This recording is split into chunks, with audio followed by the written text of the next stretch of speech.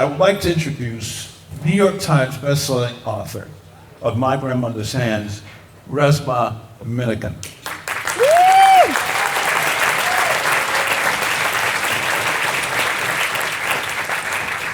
My brother. My brother.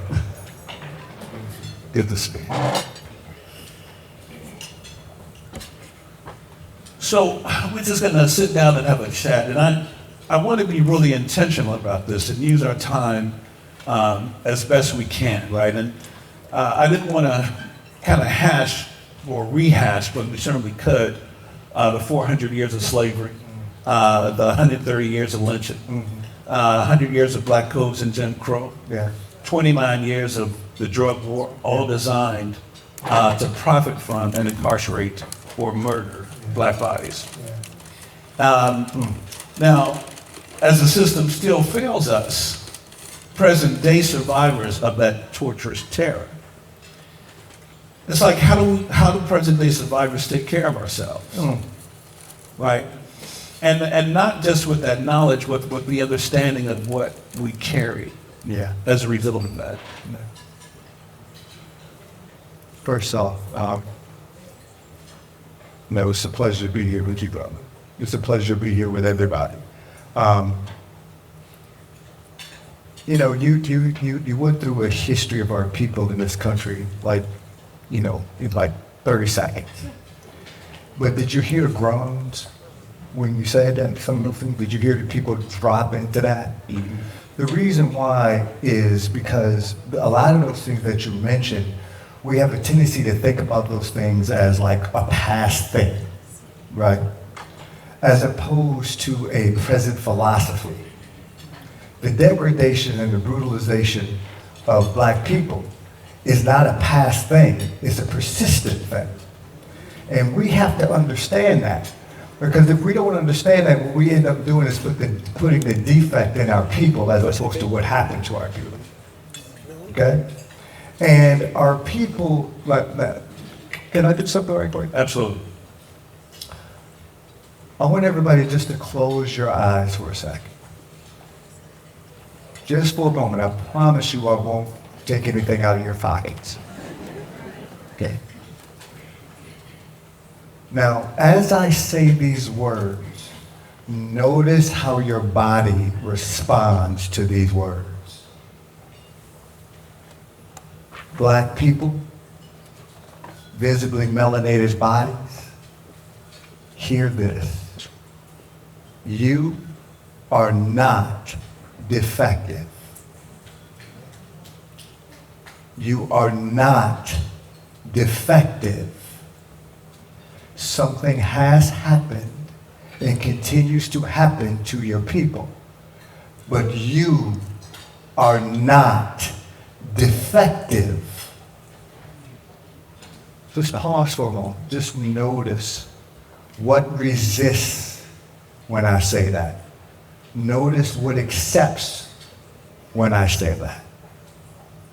That is the legacy that we are trying to move through and move around and move and push so we have more room. You are not defective. Something happened and continues to happen to your people.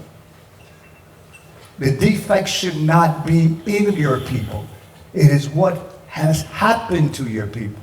And so when you ask the question, how do we work with this? You've already put the blueprint together. What has happened to our people did not happen to our people individually. It happened communally. And so only developing an individual response to a communal horror is inadequate. What you've done with Boss, and what Boss has done is said, we are going to create a communal response to what has happened to our people, not just an individual response. So when you come in, we already know you're going to have safety in your body out here. You will have safety in the reprieve spaces here. And that's what we have to do. I've been reading this sister, and some of y'all might know who this sister is, Adrienne Marie Brown. And Adrienne has said this thing that has just made my brain pop, and I've been writing on it and ruminating on it for the past 3 weeks. And she said this thing, she said, our role as black people, as visibly melanated bodies, is not towards progress. We get so convinced that our role is to create progress, and really, our role is to look at the structure. Our role has always been, especially in this country, it is not progress, because to progress in a structure that brutalizes you is still brutalization. What our role is to transgress, not progress. Transgress the current structures, and that's what you did. You transgressed the current structures, and once you did that, and as you do that, something new can emerge in the transgressions. Harriet Tubman didn't believe in progress, she believed in transgression. When we went to read, it was not, we didn't say, hey everybody, come on and read. We said, we need to keep this secret. We don't need to have everybody seeing what we do. We must transgress the current structures in order to provide reprieve for our people. That's what you're doing. So when you ask me, what do? I'm asking you, tell me what we should do. Okay. Okay. So let me say this. So, and I don't know if everybody here knows, but certainly in Alameda County, and I worked in San Francisco County, worked in San Diego County, worked in LA County. But every 10 years or so, the county health department does a community health assessment. Right. And they look at the health status of every population, right? And obviously, and usually your term, bodies of culture, Right. Specifically black people come in at the bottom every time. Ischemic heart disease, Right. stroke, cancer, every disease, we're at the bottom. And in terms of mortality and morbidity, and so decade over decade, the social determinants of health or the conditions in the environments where black people are born, live, learn, work, play, worship, and age, and a wide range of poor health, poor functioning, poor quality of life outcomes and risks for black bodies. And our county is once again, this year, revisiting equity strategies, right? And, coming up with ideas, right? And, it seems that we are all swimming in this ocean of goodwill without life jackets, right? Sometimes it feels that way. Because every 10 years, nothing changes. Right. I know when I first got the boss, it was around the Mental Health Service Act, and it was the whole assessment was done, and was not news that black folks were not faring well. Right. And the idea was that resources would be moved to the black community. Didn't happen. Right. It's slowly happening now. Right. So I don't know, I just want to know what do you think about that, man? I think the whole piece, like for us, I kind of want to bring it closer to home for us, Yeah. right? Again, we're kind of swimming in this ocean, man, without a life jacket. Right. But kind of still trying to play the game, Right. Still trying to dance the dance.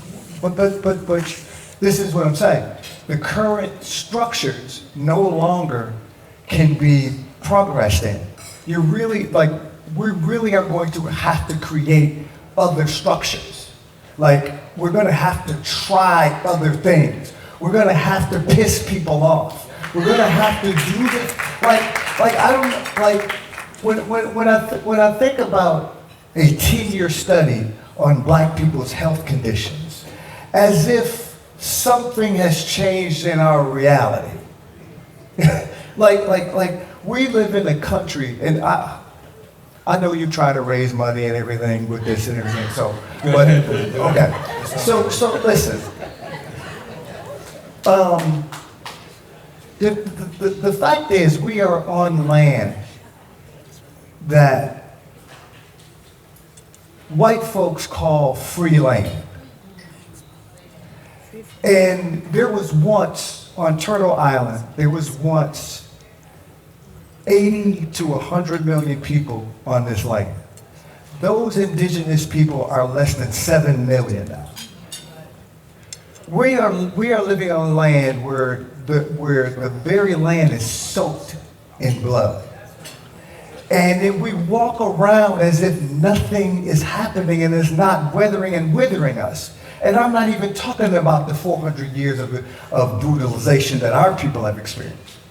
So when people stick in all of this money around what our health determinants are, without addressing the brutality of that, without understanding that the spirit of genocide is in the air that we breathe, that the spirit of land theft is in the air that we breathe, the spirit of enslavement, free labor. Think about what I'm saying. This country wants to get us back to a place of free labor because that is the ethos, the plantation ethos of this country. The plantation ethos of this country existed before the Constitution. And we're still operating with that. And so, of course, the weathering and withering of that is going to affect our health and the outcomes of our health. Because this country doesn't even want to acknowledge that something has happened. So what I would say to you is, the idea that you come up with in the middle of your sleep saying, maybe we should try that, and you get up and you write it down, try that. The ideas that show up when the ancestors are downloading into you, and you go, yeah, but people won't like that. Try that. Try those pieces. All of the room right now is not in the things that we've already done. There's no more room there, right? There's no more room in the studies. Right? If you get another study across your desk, you're going to throw a brick through your window, right? There is no more room there. All of the room now exists in the things that you haven't done yet. That's what all of the room is. Right? And so for me, my thing for black, brown, and visibly melanated bodies of culture right now is to start to begin to think about ways that you transgress, ways that you don't ask for permission. You can no longer ask for permission. You're gonna have to, and look, we in Oakland. Right. We in Oakland. There is no way. That's absolutely. That's Elaine Brown, the chairperson of Black Panthers. Absolutely. Home of the Panthers. There's no way we're going to get someplace that we want to be by thinking that this flattening, like white body supremacy, whiteness, structure is to flatten things and make things flat, right? When we begin to resist that and we begin to say, you know what, my trans brothers and sisters that look like me, when they're out here fighting, that's part of me. They are literally cultivating the cracks. They're saying, I will not be flat. I need to align myself with them, right? Anything that stops me from accentuating the cracks to crack this stuff open should gnaw at my belly when I'm sleeping. The gnawing isn't the problem. We must have embodied gnawing in order to have embodied knowledge. The gnawing is actually our ancestors saying, wake up. Do the thing. When Harriet Tubman said, we have to reclaim the fugitive parts of ourselves. You know what I mean when I say that. We have to accentuate that out of people. The fugitive parts of us, the parts of us that say, you don't need to see this, but I'm gonna stoke this. Right. I'm gonna make sure that that you are uncomfortable with being feral towards me. Right. That you are uncomfortable with me not having a home to be in. That you are uncomfortable with me not having enough food. My role is to make sure that you are uncomfortable.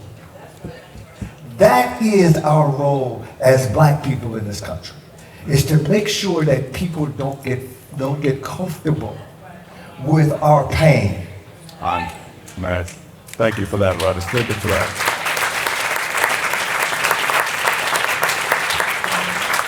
So I want to talk a little about the oppressor and the oppressed. And sometimes, in your writings, you really give way to an understanding that it impacts both. Yes. And there's kind of, I don't want to say insanity on both sides, but I want you to talk a little bit about what you mean when you, in your writings, when you talk about the impact of minds and bodies in both white and black. Yeah. So for 15 years, so I've been a therapist for 30 years, right? I know I look good, but I've been a therapist for 30 years. 15 of those years, I was a clinical director for a domestic violence treatment organization, right? That was my work. And one of the things that I developed was or helped to usher into the organization that was an understanding, a lens by which we begin to do the work, right? You couldn't just do the work with just the women and the children who were coming in and then push them back into a home where you had somebody that did not have any treatment or any work or any help with dealing with what they were dealing with. And so I started doing research, and one of the things that I came up with and started to begin to implement was this thing called a victim-perpetrator interaction pattern. Okay? Victim-perpetrator interaction pattern is this, is that when we are brutalized, when you're in a home in which there is a lot of violence, right, and you are brutalized, and you are victimized by the violence, you don't just pick up on the victimization pieces, you also pick up on the perpetrator pieces also. This is the piece that a lot of people miss. Every perpetrator has a victim underbelly. Every victim has a perpetrator underbelly. All you got to do is wait long enough and you'll see the flip, right? That also plays into when we talk about our brutalization on the global. So fractally, as you go up, there's more energy in those pieces. And so what ends up happening is that when you have been brutalized and think about it, brother, we come from people who were legally raped for 250 years. Yeah. I mean, do you understand what I mean? Yeah, man. Look, my grandfather was born 4 years before the Civil War. Yeah. And Yeah. I'm with you. Listen, let me tell you this real quick. My grandfather was born in 1857. That was 4 years before the Civil War. My mother was born in 1919. Yes. I was born in 1960. Right. It was 103 years. That's right. But all of that 103 years, man, I'm wondering what I'm carrying. That's exactly right. This is the piece that I'm talking about. Some of the research right now is showing that trauma affects up to 14 generations. It literally affects the epigenetic expression in people. Mm-hmm. And then we move around as if it's a new day, right? And so this piece around how that expression ends up being decontextualized over time. So when you're in an environment in which you learn how white folks move structurally, you learn how white bodies move philosophy, in terms of philosophy, you get so in tune to understanding how white folks and how the structure moves, you forget how you're supposed to move. Right? And you start to emulate it, and then you pass the emulation down to your children's children, unquestioned. We don't just learn from our caregivers by what we're instructed by. We learn from our caregivers by what our bodies recoil from and lean into. So if my mama recoils from a certain thing, I may not know why she's doing it, but I know I need to pay attention to it. Do you understand what I mean? That's how it gets passed down. Right? And so in my work, what I really try and get people, especially black bodies and visibly melanated bodies, to understand is that we have to slow down and interrogate that. These things that we think are culture, right, may actually be decontextualized trauma. Okay.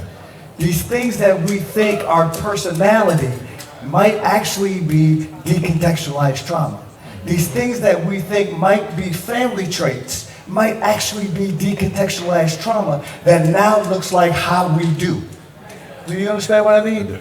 So part of our work is to slow this down with each other, right?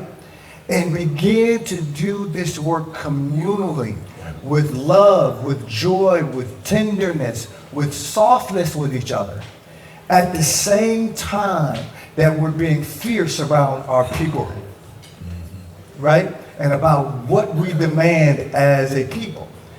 But if we don't, as you're doing, if we don't create retrieval spaces for our people, we will put the defect inside of our people and inside of ourselves, and then we'll look up and we're acting.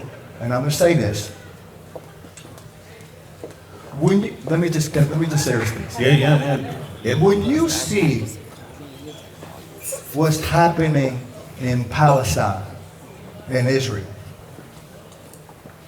what you're watching are people who were genocided. And you're watching Jewish people who were genocided, right? This is the victim perpetrator piece, right? You're watching a people who were genocided and brutally genocided. And what happens is that over time, that becomes decontextualized. So the brutalization gets then intertwined with virtue. Pause.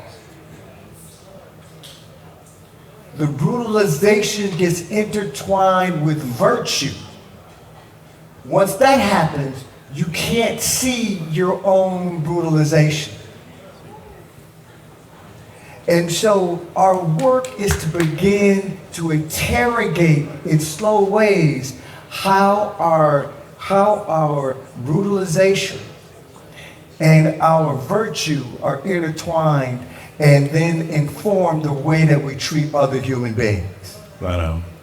I appreciate that. Yeah. I knew we couldn't get past this night without that. Yeah, give it up for him.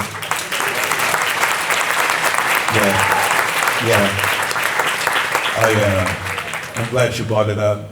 The time goes by so fast, brother, and I wish we had hours, man. We'll come back. We'll do something up. Well, I want to end up with just asking you, what are we missing, man, and what are the possibilities? Yeah.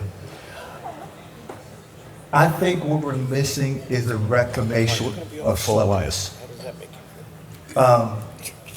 We have to reclaim the softer parts again.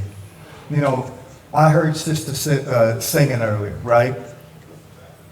And there are parts of us that are so joyous, but we hold it. Mm-hmm. We only show it in little spaces and little times when it's appropriate, right? And I had an experience, and I'm make this very quickly. I had an experience recently where I went to Brazil, Bahia, Brazil, with two other brothers, Brother Orland Bishop and Brother Bio Ekalmate. We were doing this thing called Three Black Men, where we drove to all of these, so we were going to Ghana in December, right? And one of the things that happened was, brother, is we go to these places, and one of the things that happened when we went to Brazil was that we went there, and there was people walking around, brother, that looked like you, and we just, and they talking, but they speaking in Portuguese, but we all talking and being with each other, right? Brother, we would start talking, and in the middle of talking, this is the technology that black bodies have intrinsically. We would start talking, and I would drop something, or Brother Orley would drop something, and we would drop it, and the brothers would start hitting the drums as we do it, and then an hour and a half later, we all dancing, and we say, should we start again? Like, should we get going again? And the beauty of that is that there was no permission given. The permission was all, the ancestors of the permission was already given. The agreement is that we reclaim what's already given. And so for me, what we're missing is, not what we're missing. For me, we gotta stop asking for permission and we gotta start being what's already there and cultivating. Right. Beautiful, brother. Hey, I want to end on that point. Brother, thank you so much, Thank man, you, for this brother. conversation. Thank you. Give it up for Brother Resmaa Menakem. Yeah, so that's a good old man. Appreciate you.